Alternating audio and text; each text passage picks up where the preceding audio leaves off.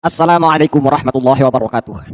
Sahabat-sahabatku, dimanapun kalian semua berada, dimana pada kesempatan kali ini kita akan kembali menyoroti dinamika polemik di organisasi Nahdlatul Ulama, yang mana kita ketahui secara seksama sampai pada video yang saya terbitkan ini muncul tidak ada titik jelas dan titik terang mengenai tanggapan Rois Am Haji Miftahul Akhyar, begitu pula seluruh yang terlibat tentunya di struktural pengurusan organisasi Nahdlatul Ulama lainnya.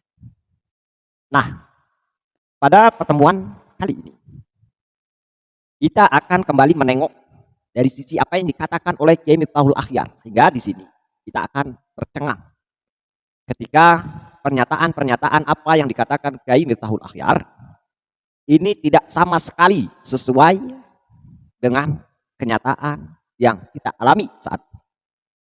Dan sebelum kita membahas lebih tajam dan gamblang, langkah baiknya kita menyimak terlebih dahulu apa yang disampaikan oleh Kiai Miftahul Akhyar sebagai Rois Am organisasi Nahdlatul Ulama. Simak video ini.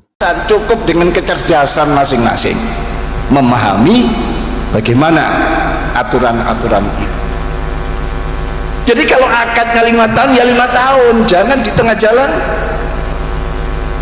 Ini cukup hanya untuk Rois Am dan Ketua Umum, juga Rois PW, PC dan seterusnya, itu mutatif,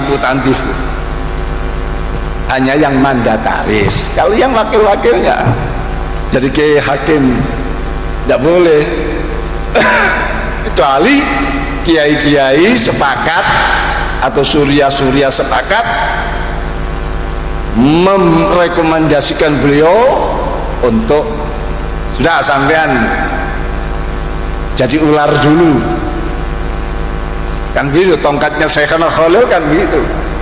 Jadi tongkat dilemparkan untuk menjadi ular, untuk mensejahterakan umat, meratakan keadilan, membasmi kebatilan. Tapi manakala para surya, para masyai meminta, sudah cukup kamu jadi ular, balik lagi jadi tongkat, yang ada hanya sami'na wa ata'na. Jadi walaupun seperti itu akadnya 5 tahun, tapi kalau itu justru ada keinginan para masyai, para suriah lah, katakan lembaga surian menginginkan mandataris ini tidak ada lagi kecuali beliau untuk didorong, katakanlah menjadi ular, apa bupati, apa wali kota, apa gubernur, apa presiden. Nah itu adalah memang makomnya para atau domainnya para surya untuk bisa. Tapi kalau pribadi atau apa, menurut saya itu pelanggaran, kecuali ada udzur syar'i itu. Oleh karena itu tidak perlu ini diberikan tafsir atau keterangan atau mungkin diperkumkan. Saya kira tidak cukup. Kalau Rois Am adalah sahibul maqam, ya sudah selesai. Kecuali ada hal-hal yang besar yang mungkin darurat, itu mungkin, dan termasuk ketum juga ini. Kalau Rois Am ketum, Rois PW dan ketua, Rois PC dan ketua, pokoknya mandataris ini. Kalau yang lain bebas, yang lain bebas, yang lain termasuk Gus Mensos ini. Nah, saudara-saudaraku, setelah menyimak dan mendengarkan secara seksama, ada poin-poin yang perlu tentu kita pertajam mengenai kalimat-kalimat beliau, yang mana itu seolah-olah menerjang, seolah-olah apa yang beliau ucapkan itu justru berbalik arah pada beliau sendiri. Maka pertanyaan mendasar, sudah tepatkah para ulama mengamanatkan organisasi yang bersih, organisasi yang netral, organisasi yang selalu mengedepankan kebutuhan kepentingan masyarakat umat dalam bentuk mengayomi, menenangkan, mempersatukan. Sebagaimana yang pertama, beliau paham bahwa di dalam struktural organisasi Nahdlatul Ulama yang mempunyai mandataris itu diamanahkan melalui forum resmi, termasuk bagiannya ialah Rois Am dan Ketua Umum Nahdlatul Ulama. Ini adalah amanah yang diemban kepada orang-orang yang ditunjuk dalam muktamar yang biasa dilakukan di organisasi Nahdlatul Ulama. Yang jelas bahwa amanah itu harus genap, harus sesuai dengan rancangan, dengan rencana, sebagaimana selesainya pula atau berakhirnya pula amanah itu melalui muktamar.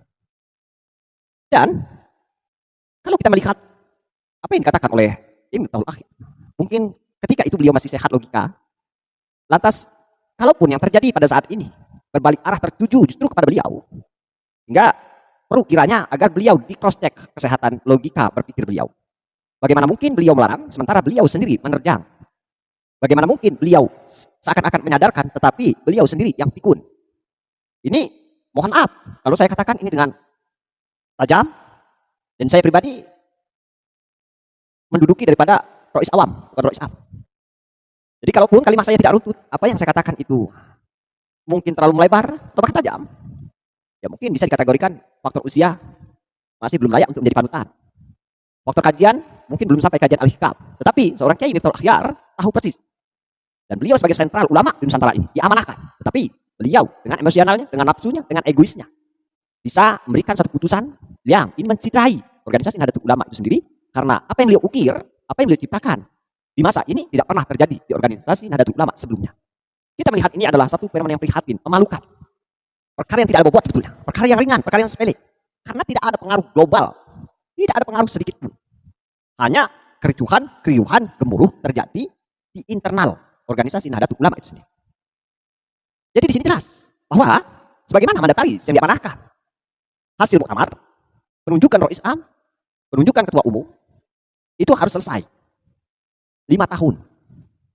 Hingga kalau memang itu tidak terjadi kesalahan yang fatal, ingat, yang fatal, artinya tidak ada wewenang.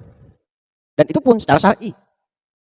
Sebagaimana yang dituduhkan oleh Kiai Akhyar pada Kiai Haji Yahya, yang mana alasan beliau adalah bernegosiasi dengan orang-orang Yahudi. Justru ulama-ulama atau kiai-kiai itu berpendapat apa yang dilakukan oleh Kiai Yahya itu tidak melanggar, justru tepat, karena fungsional dari ketua umum itu menyeluruh, fleksibel.